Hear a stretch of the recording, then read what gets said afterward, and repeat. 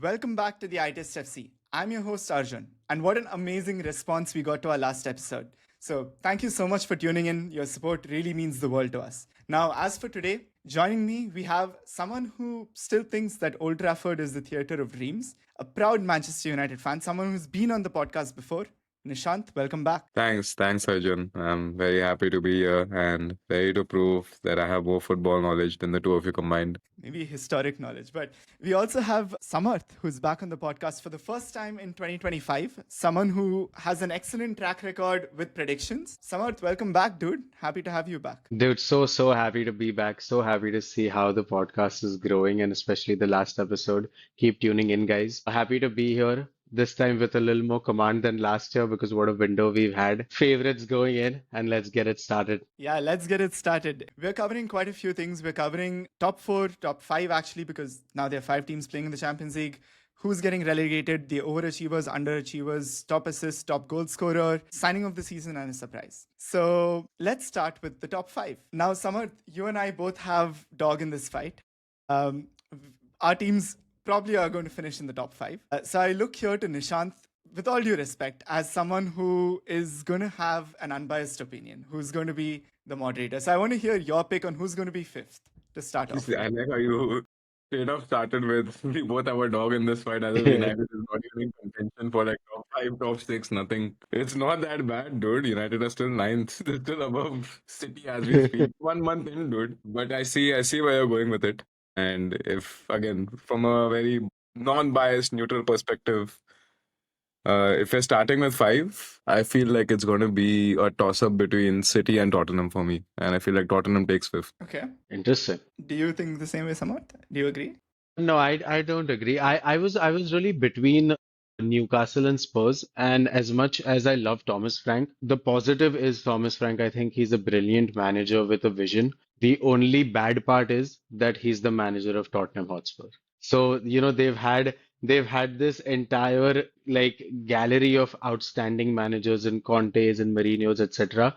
But the club at its base, hopefully it changes now with Levi gone. But I am honestly going to go for Newcastle. I think what I saw at St. James's Park and a team that was without Isak and now they've signed Wissa, who's a Premier League proven player, and Woltemade as well, a very promising striker from the Bundesliga. That team is a really, really good team, man. And Hedi Avi is also a top-notch coach. So I'm going to go for Newcastle. Okay. Of course, there are no right answers here. It's a subjective episode. I've also gone for Tottenham. For me, it was a toss-up between Spurs and Newcastle. The difference is, I think Tottenham, when they signed players this summer, they upgraded on players. I think Javi Simmons is an excellent acquisition. On the other hand, Newcastle, I think, lost a few players and paid big money to replace them. Wissa is an amazing player. I don't think he's worth 55 million. Jacob Ramsey, on the other hand, worth every penny. So, it is very tricky. And St. James's Park is a great venue to watch football in if you're the home team. So it was between Newcastle and Spurs, but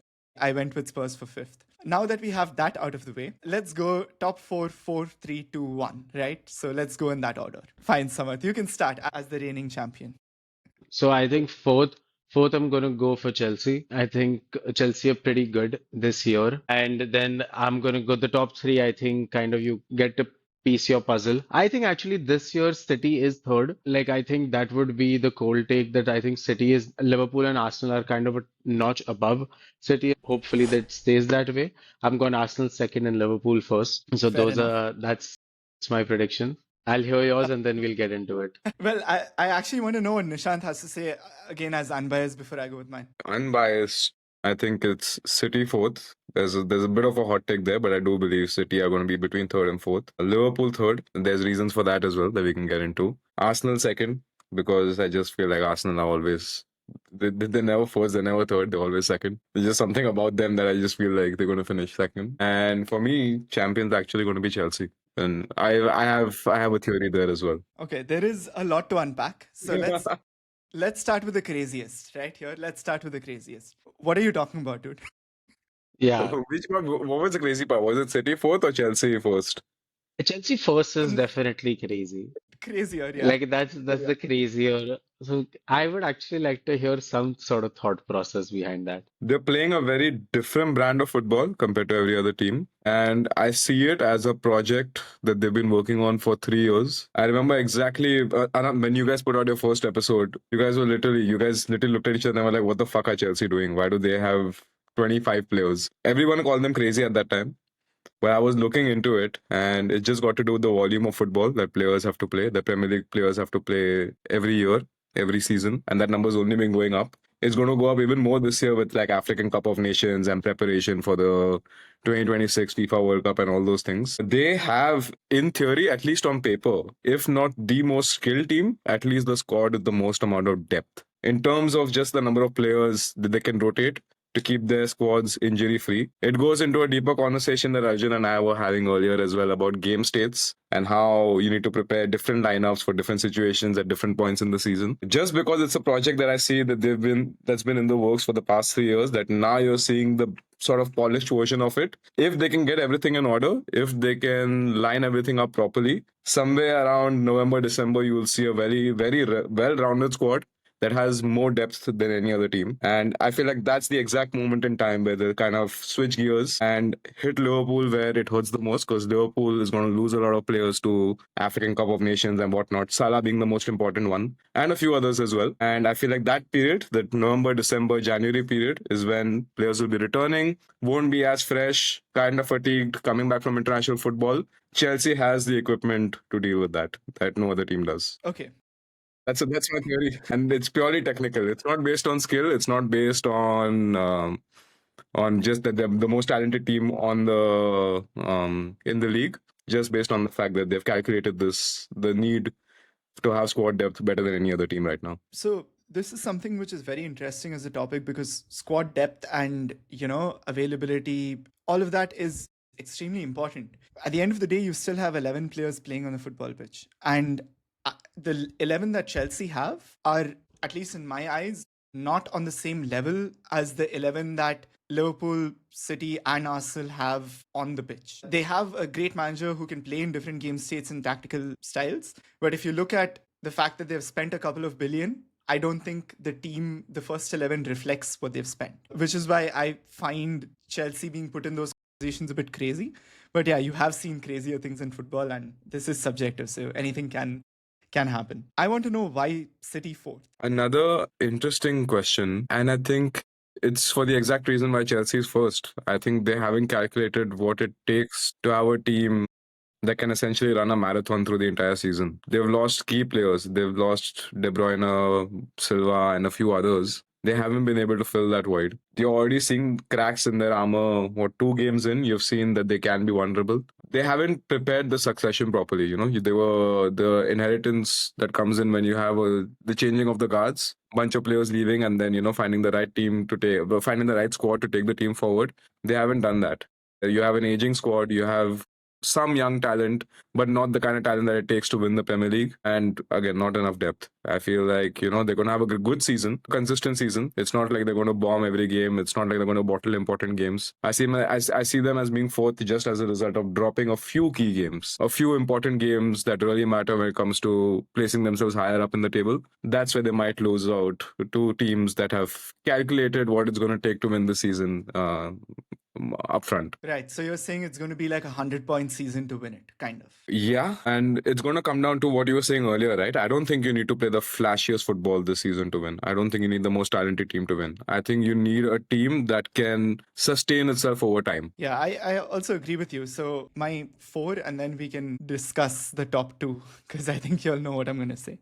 So fourth is Chelsea for me, third City, second Liverpool, first Arsenal. This was not a logical prediction on my side. I have to say it right off the bat because I think Liverpool have had the best summer by far. They're the current champions, so they've strengthened their team really well. I would probably take Isaac over Gyökeres.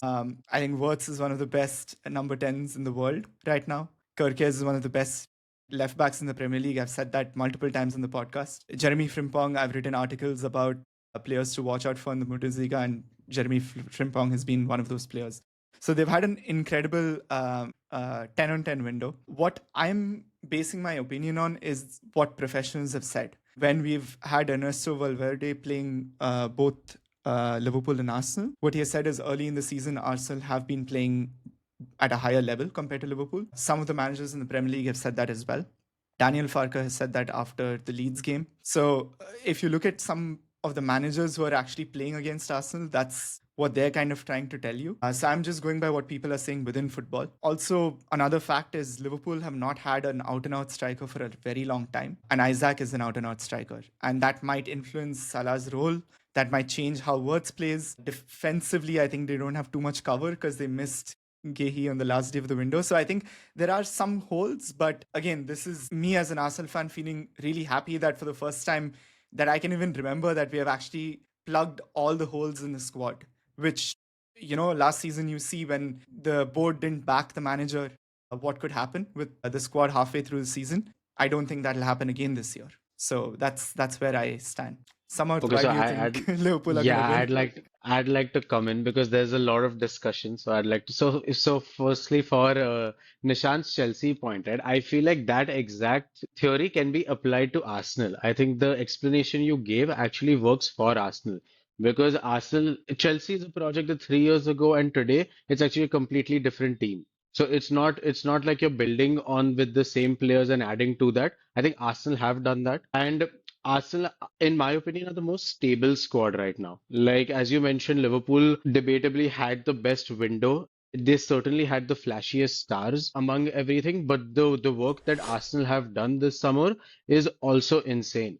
And that's because of the amount of cover that they've bought to add that depth, which is exactly as to your points, which I totally agree that certain injuries last year or the year before that, and in terms of how high intensity all four competitions are together, especially with AFCON, certain players coming in and out. I think Arsenal are in the most stable place. Like with Liverpool, yes, they were champions last year, but about seven people in that starting 11 are replaced.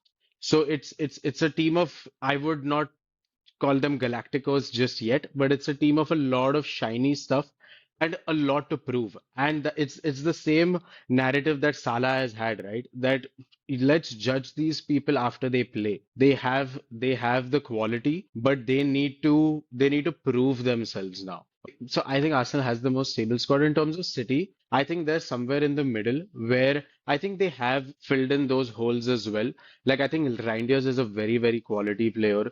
Chekri has again, obviously De Bruyne is one of the Premier League goats, but they've Marmoush is just coming in after in Jan. He's had a good 6 months. He had a very strong end to the year. I think where they kind of get a little bit hurt is the depth. I don't think City have a very good squad depth right now, but that can always, change in Jan on how it goes. And yeah, I think regardless of the points I made and how much I praise Arsenal, why I still have them second is just honestly for me now about Mikel Arteta. I think the kind of football that he's trying to play, you can see it in the first three games. Like I would hate to be an Arsenal fan, man. Even if I win that league, I cannot imagine my team playing that kind of football week in, week out. But again, right, if like you said, if it's the most calculated team that wins, then that will most likely be Arsenal because it's just technical calculation. There is no soul in that team. I think there's no X factor in the team. I think Eze is the only X factor that's truly there. Of course, you have Saka, but my issue with Arsenal, and that's the only question I have on Arsenal, is who is that X factor player? And a classic case of that was the game against Liverpool, right? It was 80th minute, 0-0, stalemate. 8 out of 10 times that game would have been a 0-0. That's what Arne Slot said. And then what happens? You have Soboslai, who's an incredible free kick taker who comes in and scores that goal, which is what I would call an X factor. And if you say that was not Soboslai but Wirtz or Salah, sure. And now Isak to that mix, right? So you have a lot of X factors in that Liverpool team. Of course, Arsenal signed who was quite bright when he was on the pitch against Liverpool. But that game against Liverpool as well, I don't think, Arsenal get the credit that they deserved. I think a lot of casual fans, a lot of the Sky Sports shows kind of show Arsenal play a very negative style of football. And I don't think that's the case at all. Arsenal did not play negative any game of the season. Even this year, the football has been quite fun to watch. I've enjoyed it this year, all three games. So I think it's a little bit also the narrative around Arsenal. But as an Arsenal fan, I've enjoyed the last few years watching Arsenal play, except when they're in that injury rut last season. But I think that X factor comes from Saka, man. I think Saka needs to. I think you have that now. You have you have a very solid center back pairing in Saliba and Gabriel that provides a very defensive X factor. I think Saka really needs to step up this year in terms of becoming that X factor player that he is your superstar. I don't think Saka is just enough a superstar yet. I think you have a very new shiny toy in Gyökeres. Like he plugs in that gap that Arsenal have also not had an out and out striker.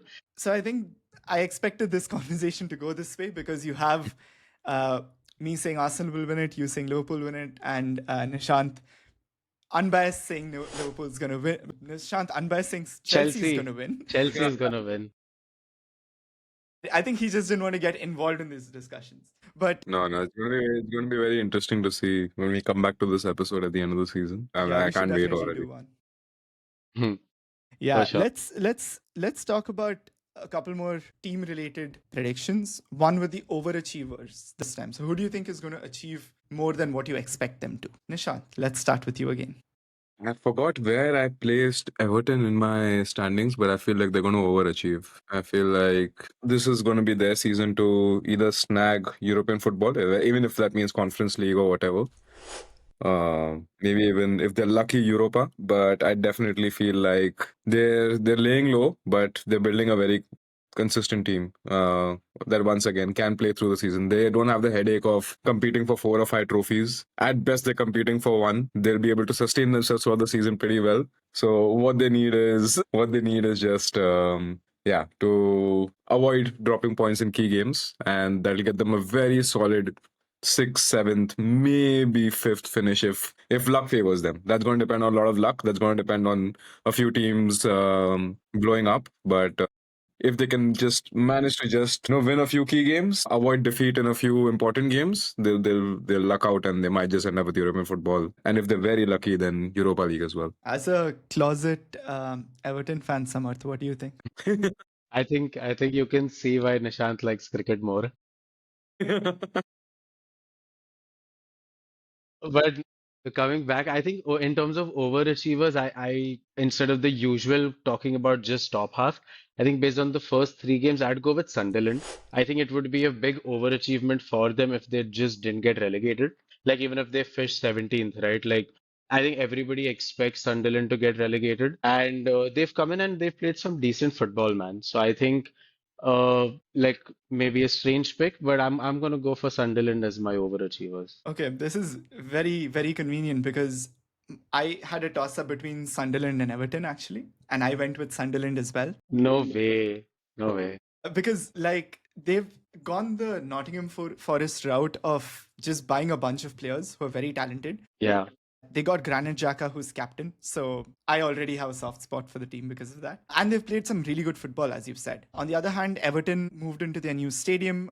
David Moyes somehow is again achieving results and kind of playing very fluid with Everton. So also been quite impressed with them. Although when I look at Everton and I see a front four of Iliman Ndiaye, Drewsbury Hall, Beto and Grealish, it doesn't sound very threatening. But he's got them to play very, very fluid, very attacking. So they were a good shout as well. But I still went with Sunderland. Although when I moved to underachievers, I've right off the bat gone with Nottingham Forest. I think they have had a dreadful few months. They've gone from really being a stable team, going and pushing on and on, to capitulating in a few months. I think there are a lot of reasons for that. One of them is appointing Edu. I've seen firsthand how that could go wrong. I think Edu is good for certain phases of building up a squad, but he's very agent driven in his recruitment, and he's hired a lot of players who are from his agency on big money. So, for example, Omari Hutchinson was signed for 37 odd million, but now he's not in their Europa League squad. So it just shows that there's no communication between the manager and the sporting director, and that's never a good sign.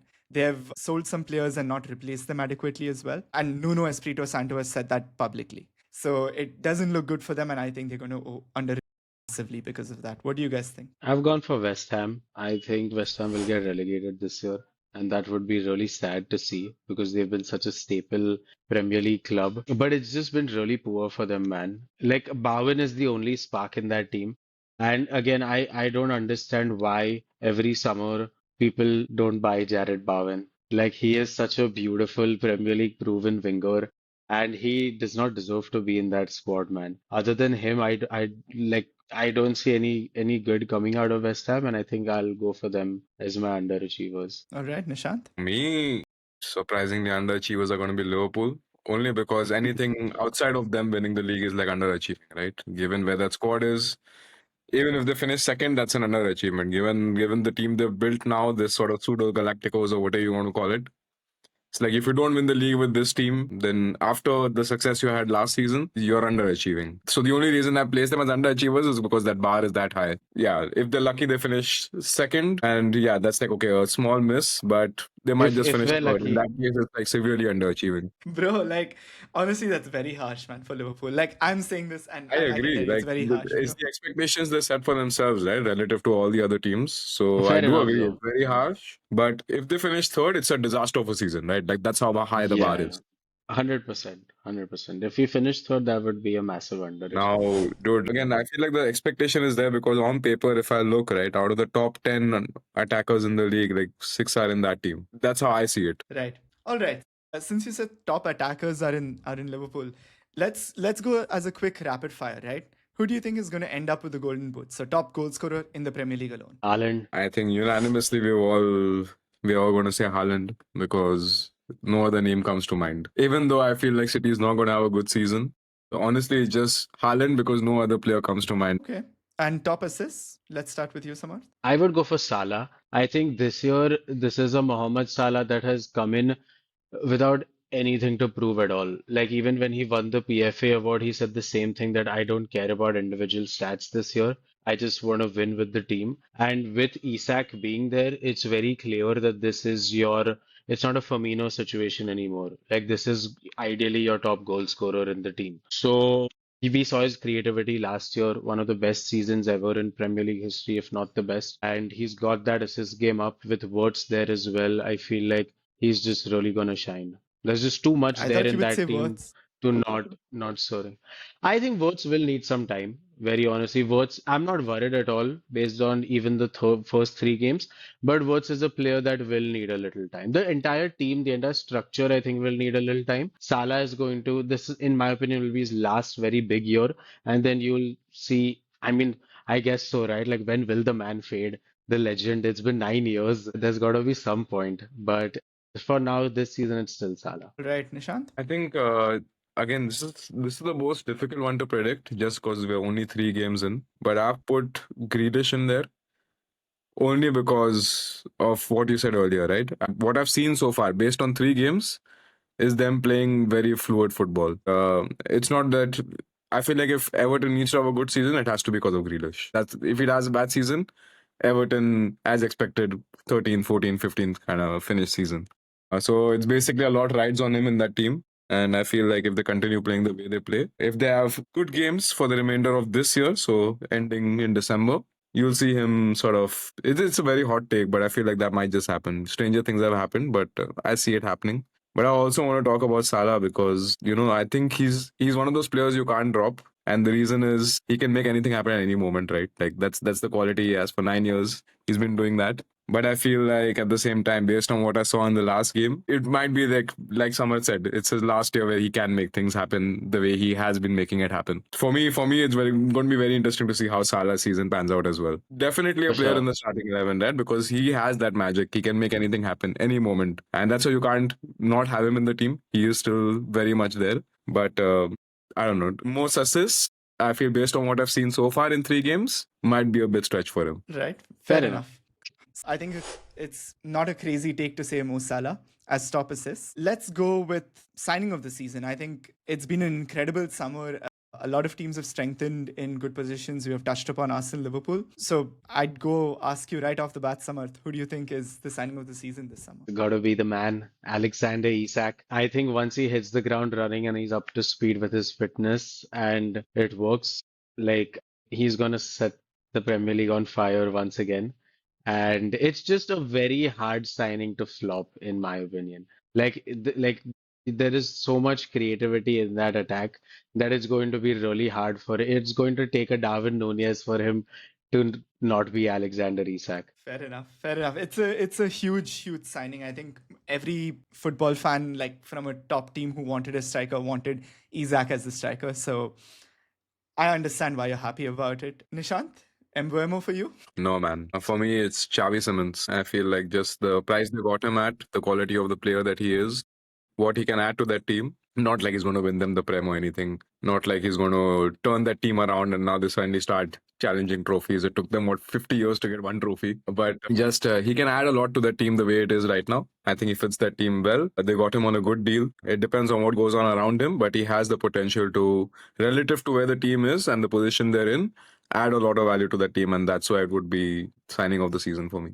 Man, for me, randomly, I'm going about my day nowadays, and I just smile remembering like Eze is a part of Arsenal, and it's just such an emotional signing for everyone who's an Arsenal fan. Like, dude, it's just such a good feel good signing, and I think it's one of the few signings that's brought the entire fan base together. So I want to emotionally go for Eberechi Eze. However, I think the signing that will make the biggest impact, and I think which will be the next 100 million player in the Premier League, is Dan Ndoye, who is just signed for Forest. He had a very good time in Bologna in Italy, and then he had a very good Euros as well with Switzerland a couple of years ago. So I've been following him since, and I think he will make a huge impact in the Premier League, which is also, I guess, a very left field like hipster pick, right? It's not too common when you have the others. Let's go through breakthrough star. And this doesn't have to be a signing; it can be any player who will establish themselves into first team football. Let's start again, Nishant. Who do you think it's going to be? For all the shade I've thrown at Liverpool this year, I feel like this is Szoboszlai is going to come out as a true champion this year. What a player, dude. If he plays right back, he can step out of Alexander Arnold's shadow. He's a Like, now they are going to allow him to take free kicks because last year Alex was taking anything. But yeah, I feel like this year he has so much control. What a ball winner. Lots of stamina, can apply pressure, adds that part to Liverpool's defense that they just need. I think he's truly going to shine this year if they give him the opportunity, and he's allowed the freedom to play the kind of football he's really good at playing, and he can really make a big difference this season. Yeah, I feel like he's just made Frimpong's life so much harder because he's come in like after that injury, and it makes sense, right? For what Trent was, Shobo, I mean, obviously not Trent's level pass, but he has an amazing pass in him. He's honestly physically stronger, so it kind of makes sense. He's gonna be like a Milner this year. Like he's gonna be rotating in midfield. He's gonna be dropping into right back. Sometimes if we've had him play at left wing once or twice in a more like left mid attacking role rather than winger. But he's just superb, man. Like his stamina, his technical ability, and his spirit, like a true Hungarian champion. But yeah, good pick. I I would have have on assumed the that he's already broken through, but okay, I'll let you have that one. Even more so, I think he's going to, let's just put it this way, that he's going to have a much better season this year than he did last year. And last Okay, year was sure, already so fucking good. So imagine. sure. Samarth? I like that. I have gone for my boy Harvey Elliott. I think he's just he's got so much quality in him, man. And he again, same guy, so much spirit. Just plays with his heart on his sleeve, you know. And I think Aston Villa is a very good club for him where he's going to get a lot of opportunities. Hopefully. I mean, he is like I think he's the number 9 already or something like that. Some important number. But yeah, I mean, it's just really hard to, get into this Liverpool squad, and the kids really got quality.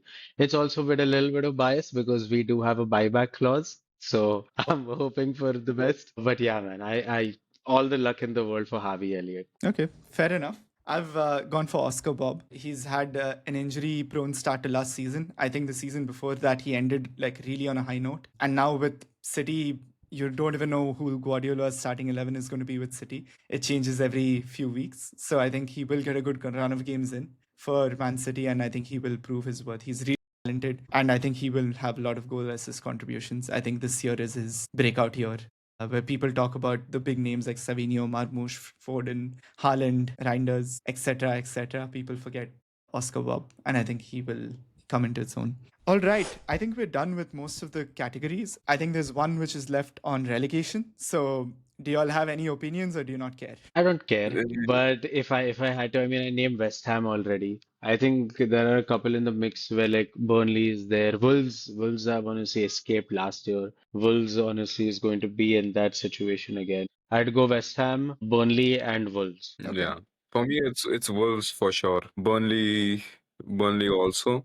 more or less, and Fulham. I feel the three are really going to struggle. Okay, fair enough. Honestly, it could be anyone because I think some of these bottom half teams didn't really do well in the summer as well. In the last 2 years, the three teams who have been promoted went right back down. This year, I don't think that'll be the case. I think Sunderland will be safe, although I do think Leeds and Burnley will go down, and probably it's a toss up between Wolves and Brentford on who goes down. I think Brentford have lost Thomas Frank, they've lost Christian Norgard, they've lost Visa and Mbeumo, and not replaced them adequately. Yeah, I think they do have a problem this season. All right, so that's most of the objective. Well, I say objective with Nishant saying Chelsea would be champions. I still can't get over that. But I have one more section here, which is hot take. So, guys, I want to hear something crazy that you think could happen, but if it does happen, you should just go and buy a lottery ticket because you guys have a crystal ball, right?